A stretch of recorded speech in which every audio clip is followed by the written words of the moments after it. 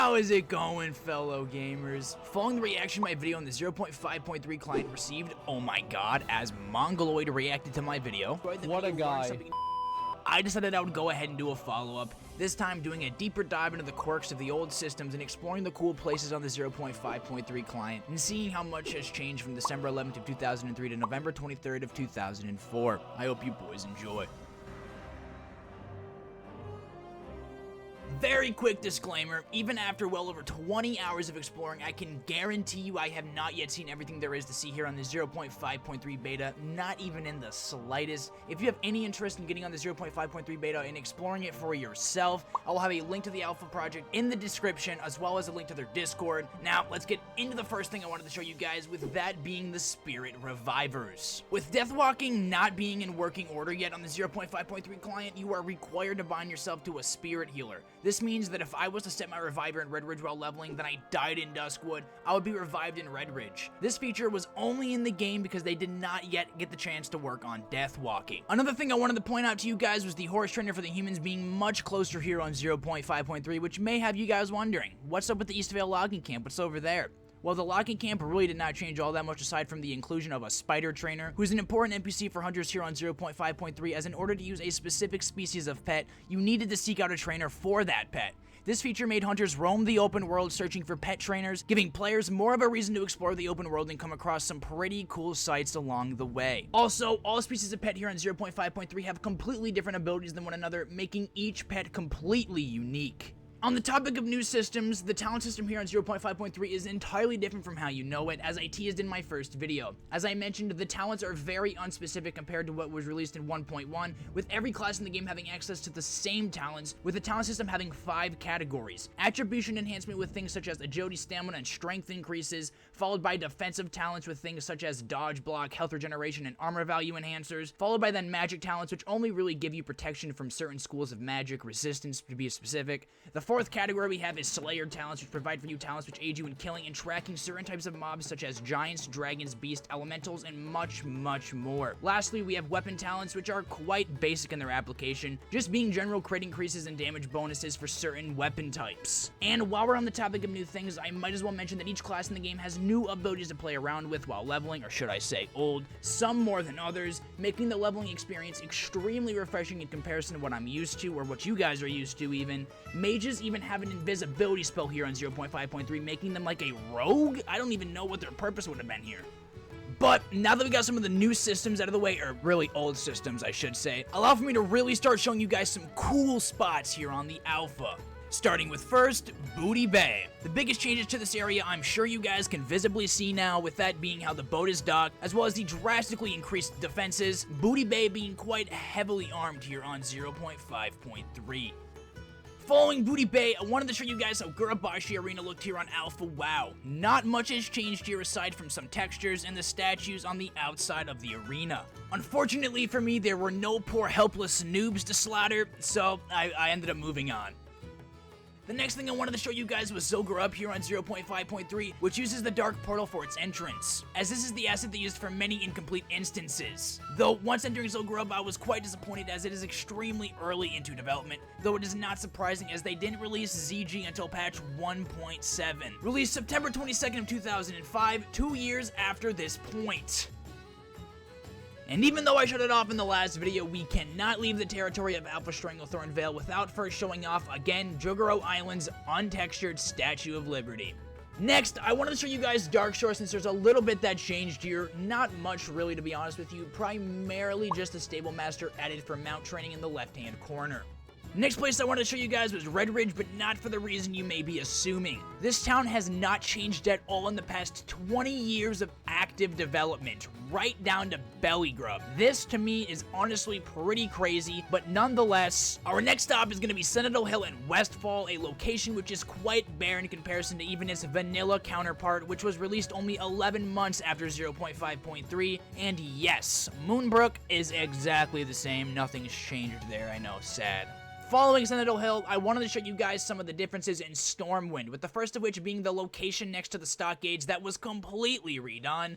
Also, though player housing is in the game, as you can see on my screen, it only really being an island with some placeholder houses, the player housing instance is not there. The next interesting thing I wanted to show you guys was BRD on 0.5.3, or I guess what is done of BRD, pretty much only having a terrace looking over the burning steppes completed at this point in time. Next, I wanted to show you guys Ironforge, but Ironforge here on 0.5.3 is so massive, it would take over 25 minutes to show you guys all of it. So, linked in the description will be a video of me touring Ironforge, seeing how it looked back in 2003. Though I will show you how the old Deep Run tram looked, as well as old Ironforge, which did serve a function, with it being the throne room to Magni Bronzebeard. The place I wanted to take you guys next was the tip of the Eastern Kingdoms, with that being Undercity. Undercity, much like Ironforge, is so massive in its size, I couldn't possibly show you all of it in one video, though the biggest changes to the Undercity are minor, such as the little tunnel system at the top of Undercity, providing for you some cool sights. I will have a video exploring the Undercity in the description as well for those of you who want a more in-depth look. Following the Undercity, I want to take the chance to show you guys the super dungeon that Scarlet Monastery used to be on 0.5.3, as I am sure many of you know, the World of Warcraft team planned for every single dungeon in vanilla to be the size of the Dead Mines, thinking it would be more interesting for players that way, which is where this rendition of the dungeon comes into play. This, like Ironforge and Undercity, is so massive I was able to turn it into its own video, link in the description. Next place I wanted to show you guys was Gadget Zan, a completely different site than what you guys are used to seeing upon entering Tanaris. With that, Zul'Farrak has not yet been made an instance, so it is just a part of the open world at this point in time in World of Warcraft's development. And it looks exactly the same, by the way. After Zul'Farrak, I wanted to show you guys Ratchet here on 0.5.3, with it looking entirely different than how it does when the game is released in 1.1, with the dock taking up a ton of space. Next, I wanted to show you guys what Orgrimmar used to look like back in the alpha, with it in all honesty being quite small in comparison to how it is released in 1.1, with the coolest part of this Orgrimmar rendition being the inclusion of the 1v1 arena that was supposed to be in Orgrimmar for the release of Vanilla way in the back. A feature that many private servers, such as Duskhaven for example, have taken advantage of and got working. The next location I wanted to take you guys to was Thunder-bluff, with this city also undergoing many changes in the 11 months between the release of 0.5.3 and 1.1. Though no changes are extremely drastic, this city has so many small things to check out, I will also likely need to do a video on just Thunder-bluff in the future. Next, I wanted to show you guys what Darkshore looked like 20 years ago, with it also really not undergoing a ridiculous amount of development up until the release of Cataclysm in about December of 2010, when Deathwing came in and he ransacked this little night elf village like the badass that he is. Anyways, following Darkshore, I wanted to show you guys Darnassus, the only capital city on this version of the game that has not undergone any changes aside from the removal of their docking system, which is only due to the boats not working here on 0.5.3, needing to speak with a boatmaster in order to traverse the open world and jump continents. The next two places I wanted to show you guys were removed battlegrounds, one of them being named the Fields of Snow, which was actually turned into Alterac Valley for the release of Vanilla. The other battleground I wanted to show you guys was never implemented into the game, being an absolutely gigantic open battlefield that looks to have been created for 20v20s or 50v50s, though the software limitations for Blizzard in 2003 were definitely too great to implement this into Vanilla WoW. I will show you guys more of this battleground in specific, but it really is just a massive piece of land with a few shelters scattered around. All of the buildings you can find are already in the game in Vanilla WoW. If you've seen them before, it's nothing special. Following those two battlegrounds, I wanted to show you guys the incomplete version of Karazhan. Since we're on the topic of incomplete things, I suppose I might as well show you this. And since they started here on 0.5.3, despite not releasing it until January of 2007 with the release of Burning Crusade, it is insane to me that they started this despite not implementing it into the game for another 4.5 years. It looks like it needs 4.5 years of development though. Look at this, what the fuck?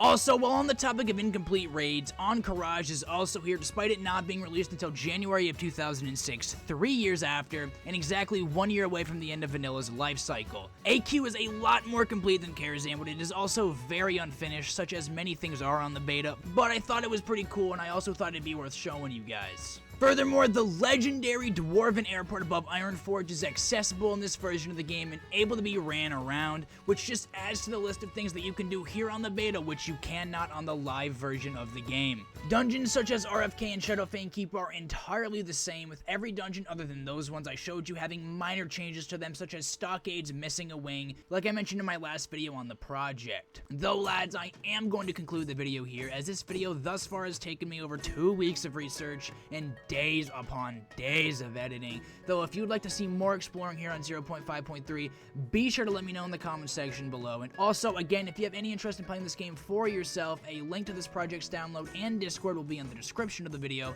Special thanks to Yoshi for helping me find these locations, and another special thanks to Grendir for the hard work developing this project into what it is today. I love and I appreciate all of you boys, and I also wanted to mention thank you guys for the massive amount of support I got on my last video on the project. That was overwhelming, and the fact that Asmongold reacted to it was also so shocking. I can't believe it. Thank you guys so much. That comes from the bottom of my heart, and I will see you in the next video. Peace.